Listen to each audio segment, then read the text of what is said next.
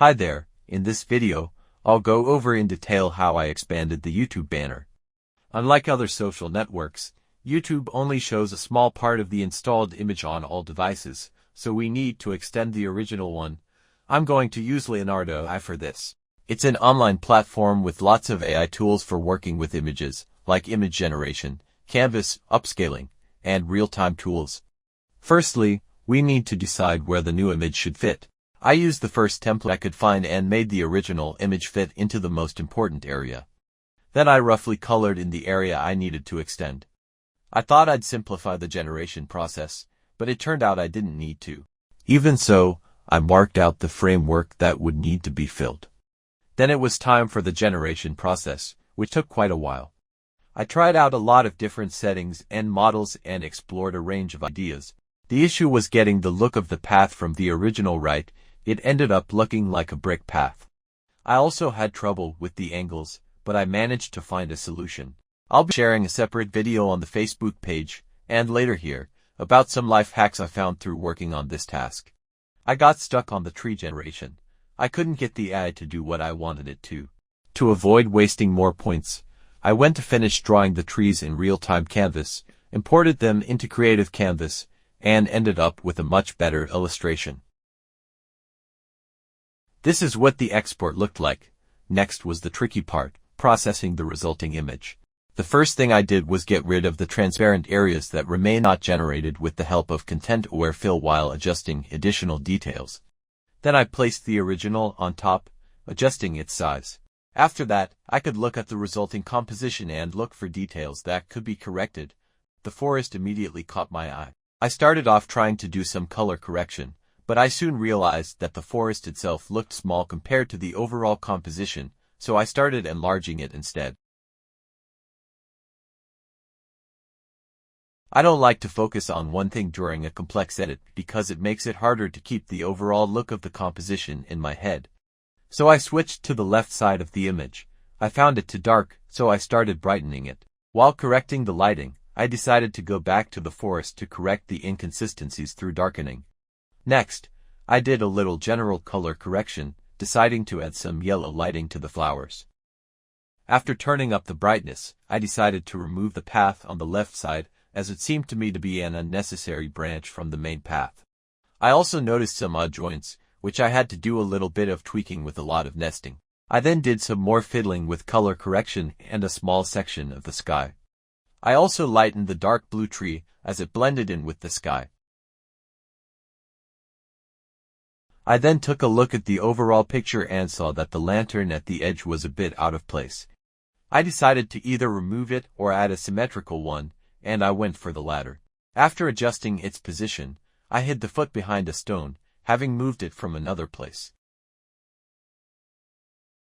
After that, I added light from the lantern to the nearest objects.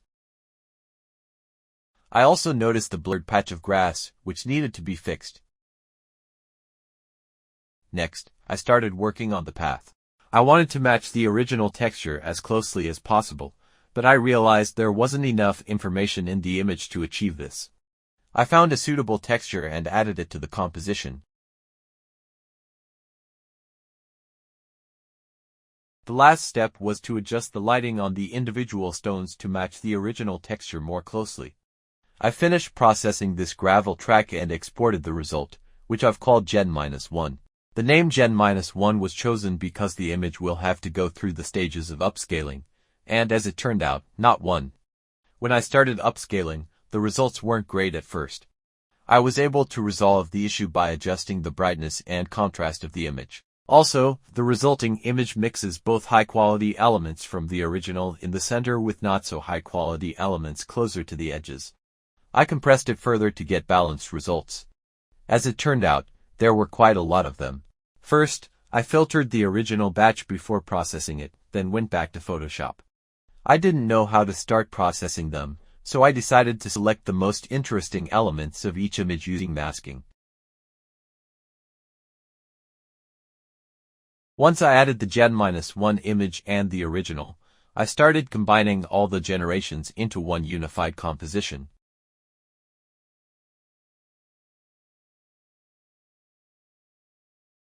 The previous brightening of the tree came out great. It wasn't removed from the upscaling results. I brightened it even more and also fixed the sky around it. However, when I looked at the result, I noticed something that bothered me. It made the composition look confused overall.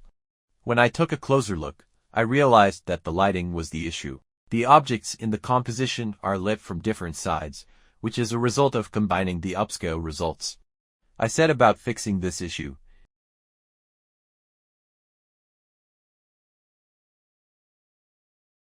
It's a bit of a painstaking task, but it's also a bit relaxing.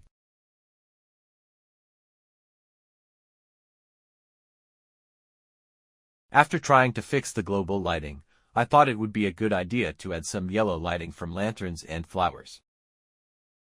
By adding some contrast and tweaking the details a bit, I ended up with an intermediate version, which I called Gen 1.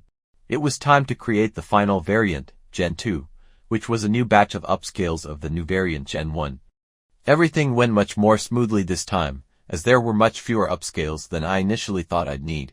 I downloaded and started to make a new mix of all the upscales.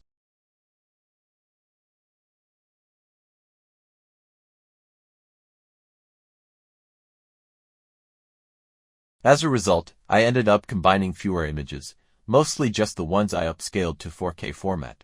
The last stage is color correction. Everyone has their taste and vision when it comes to color, so I let my subjective vision of the composition guide me and make adjustments as I see they'll make it better.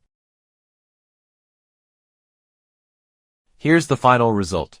It took over 7 hours, just on the video material. It's a lot of work, but I'm happy with the result, especially compared to the old version. Thanks for your attention.